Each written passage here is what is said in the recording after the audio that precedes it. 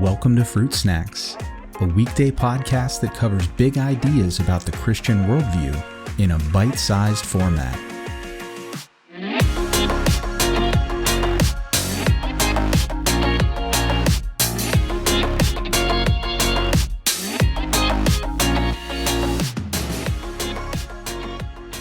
Hey everyone, welcome back to another episode.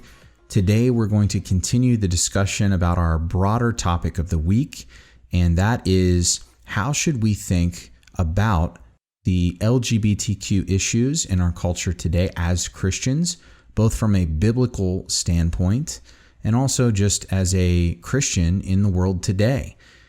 Specifically, we looked at this verse from Leviticus 20, verse 13, which says that those engaged in homosexual behavior should be killed. And as Christians who claim to take the Bible seriously, if we do, what are we supposed to do with a verse like that? And as I brought up on Monday's episode, the key to understanding this and interpreting it correctly is context, and not just a single context. There are multiple contexts at play here that we need to understand to give us a full-orbed picture of what the Bible is actually saying here and how we should act and react accordingly. So, as I mentioned in Monday's episode, there are, if you read the greater biblical context of Leviticus 20, 10 through 16, what you find is that there are 6 categories of sexual sin, and homosexuality is only one of them. But all were equally condemned with equal consequences because all of them equally break God's good design.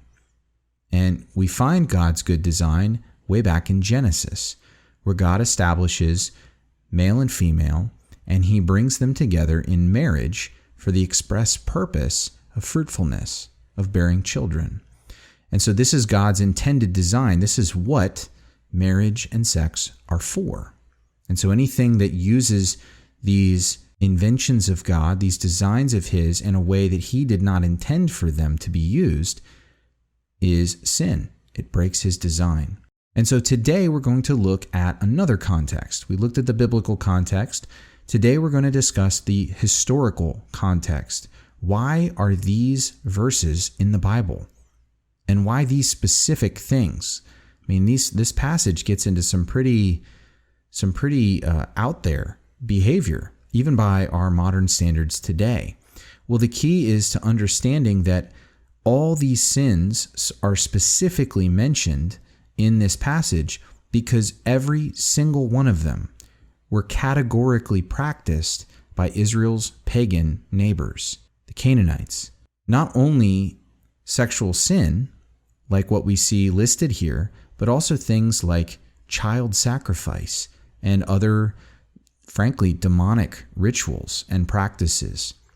So why did God prohibit them for his people? Well, I can think of at least 4 reasons. These are listed here in God's law to his people because God wants to prevent misuses of his intended purpose for something by his own people. He wants them to understand what marriage and sex were created for, and he wants them to use these good gifts within the context that God created them to be used in. He also, I think, prohibits these behaviors because some of these behaviors very obviously make it impossible to fulfill God's purpose.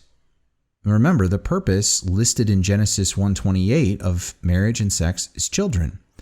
Well, at least a couple of these, specifically homosexual behavior and bestiality, make it impossible to fulfill the purpose for sex.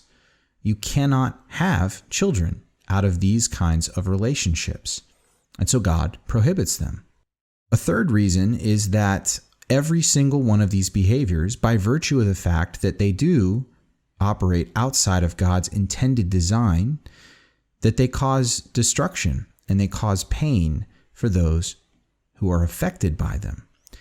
And we don't have time in this episode to get into the modern day studies, sociological studies that have been done. But suffice it to say that these kinds of relationships, all of them, I'm not just referring to any one particular one, but that the amount of pain and broken relationships and emotional damage that some of these kinds of interactions and sin cause is significant. Obviously, we would look at something like adultery or incest, and we could very immediately see the pain and the fallout and the damage that this kind of behavior would cause. And God doesn't want that for his people, so he prohibits it. The fourth and final reason I can think of why God would prohibit these for his people is that because the Canaanites were practicing these things, by Israel not practicing these things, it immediately establishes them as different and unique among the nations. And that was very purposeful. God's plan for Israel was for them to be a light and a guide, spiritually speaking, who would draw the nations back to God, the one true God. And by having a good witness, by following after God, and by being blessed as a result, that it would be a witness and a testimony to the nations of who God is and that his design truly is good. So why the death penalty, though?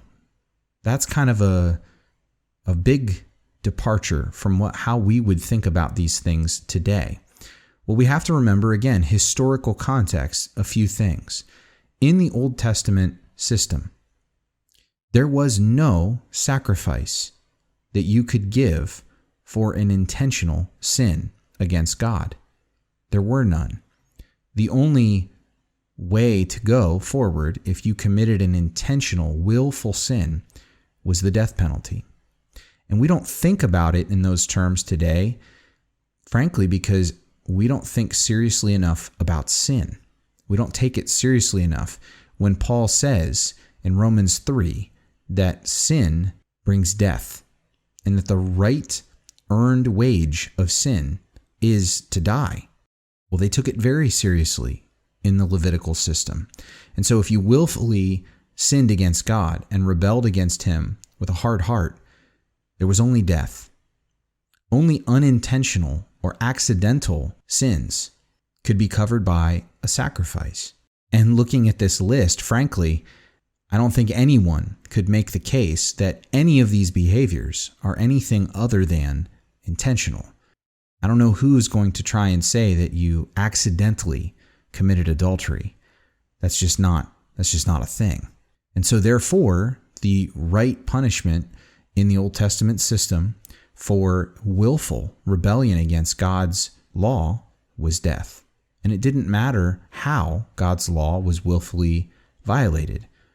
Just that it was. So there's one more context, and that is the societal and cultural beliefs, which are also a factor in how we should think about this particular passage in its context.